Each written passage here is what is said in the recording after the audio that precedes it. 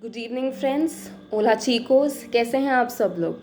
तो आज मैं एक नया टॉपिक लेके आई हूँ एक नई वीडियो के साथ जिसका नाम है इमोशनल इंटेलिजेंस।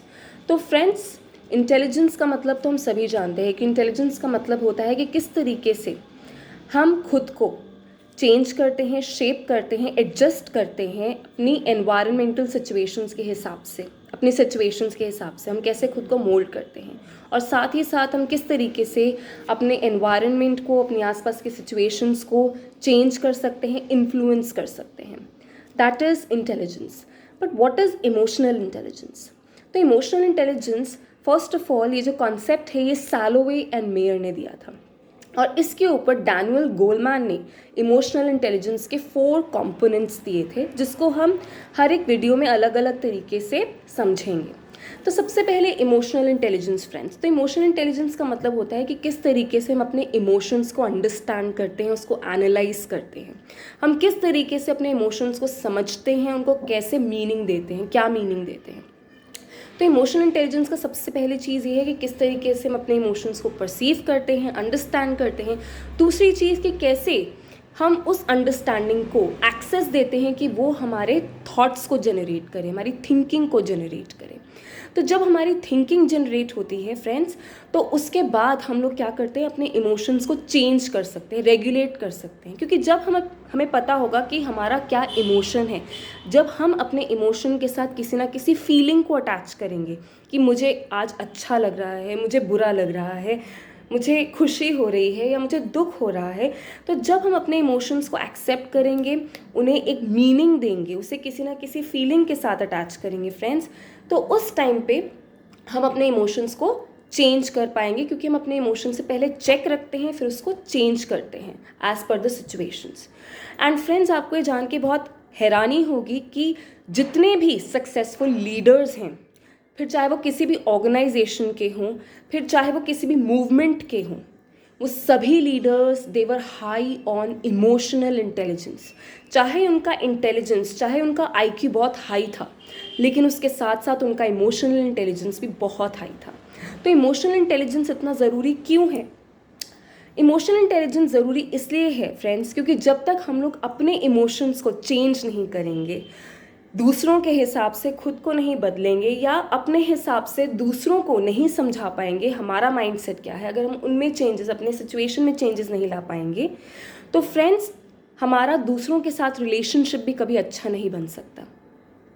दूसरों के साथ हमारा रिलेशनशिप तभी अच्छा बनेगा जब हम खुद को सबसे पहले समझेंगे, खुद को इम्पोर्टेंस देंगे, जब हमें खुद के इमोशंस का पता चलेगा कि हाँ, दुख क्या होता है, सुख क्या होता है, गुस्सा क्या होता है, खुशी क्या होती है, रोना क्या होता है।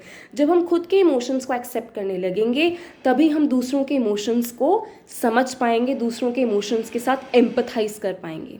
जो लोग अपने इमोशंस को दबाते हैं, जो लोग अपने इमोशंस को कभी भी एनालाइज नहीं कर पाते, अंडरस्टैंड नहीं कर पाते, यानी कि उनका खुद के साथ रिलेशनशिप अच्छा नहीं होता।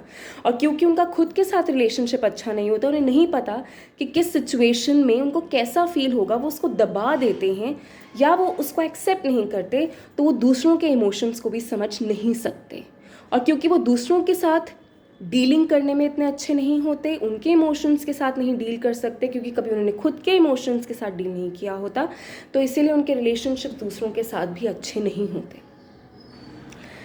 तो सबसे पहले ऐसी क्या क्या चीज़ें हैं जो हमें इमोशनल इंटेलिजेंस में देखनी चाहिए? सबसे पहला है सेल्फ अवेयरनेस। हमें अपने बारे में पता होना चाहिए, हमें अपनी फीलिंग्स को लेके, जो हम इमोशंस के साथ अटैच करते हैं, उसके लिए हमें असर्टिव होना चाहिए। असर्टिव होने का फ्रेंड्स ये मतलब है कि अपने ओपिनियन को, अपने थॉट्स को, अपनी सोच को दूसरों के सामने पोलाइटली रखना, रिस्पेक्टफुली रखना, लेकिन स्ट्रेट फॉरवर्ड तरीके से रखना, जिससे कि आप खुद की भी अंडरस्टैंडिंग बढ़ा सकें और दूसरों को भी समझ में आए कि यस, ये पर्सन की भी कोई स्टैंडिंग है, ये पर्सन भी ऐसा सोच सकता है, इस पर्सन का भी ये ओपिनियन हो सकता है। तो फ्रेंड्स, इसीलिए हमें जो है अपने इमोशंस को वॉइस आउट करने की ज़रूरत है। हमें हमें क्या चीज़ अच्छी लगती है, हमें क्या चीज़ करना है या हमें क्या चीज़ नहीं करनी। Say yes to what you want to do, say no which you don't want to do. but in a very polite and assertive and respectful way. दूसरी चीज़ इसके अंदर ये है that you should enhance your emotional awareness. आपको अपनी emotional awareness, अपने emotions की information, जानकारी, उनकी एक्सेप्टेंस होनी चाहिए. तीसरी चीज़ ये है कि आपको पता होना चाहिए कि आप क्या हैं, आपकी स्ट्रेंथ्स क्या हैं, आपकी लिमिटेशंस क्या हैं, आप किस चीज़ में अच्छे हैं. अगर आप किसी चीज़ में अच्छे हैं तो स्किल को आप पॉलिश कीजिए, उस स्किल को एनहांस करने के लिए और भी ज़्यादा प्रैक्टिस कीजिए, ट्रेनिंग लीजिए और अपने आप को एकदम पॉलिश कर लीजिए, मास्टरी कर लीजिए. लेकिन साथ में आपको अपनी लिमिटेशंस का ही पता होना चाहिए. हाँ, मैं यहाँ इतना अच्छा नहीं हूँ, but I am going to work upon it, because holistic development is very much required and holistic development is very much the key to success. चौथी चीज़ ये है, you should own your self confidence.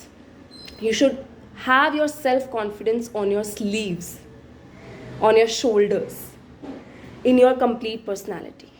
आपका self confidence, आपका aura इतना confident होना चाहिए, इतना ज़्यादा पॉजिटिव होना चाहिए कि हाँ, आपने खुद को अच्छे से एक्सेप्ट किया हुआ है, you know who you are, और आप खुद ही पीसफुल होंगे हर सिचुएशन को हैंडल करने में, क्योंकि आपको पता है आपको क्या चाहिए और आपको पता है आप दूसरों की कैसे हेल्प कर सकते हैं उस चीज़ में. तो इसीलिए फ्रेंड्स, आपको अपने अंदर कॉन्फिडेंस होना बहुत ज़रूरी है. आपको अपनी सेल्फ वर्थ, अपनी सेल्फ रिस्पेक्ट बहुत ज़्यादा इम्पॉर्टेंट रखनी चाहिए if you want to have emotional intelligence and if you want to have a good relationship with your self and with people around you. तो ये था डैनियल गोलमैन का दिया हुआ first component which was self awareness, जो आज मैंने आपको समझाया. Hope it has helped you. जो बाकी के 3 कंपोनेंट्स हैं वो मैं अपकमिंग वीडियोज़ में आपको बताती जाऊंगी.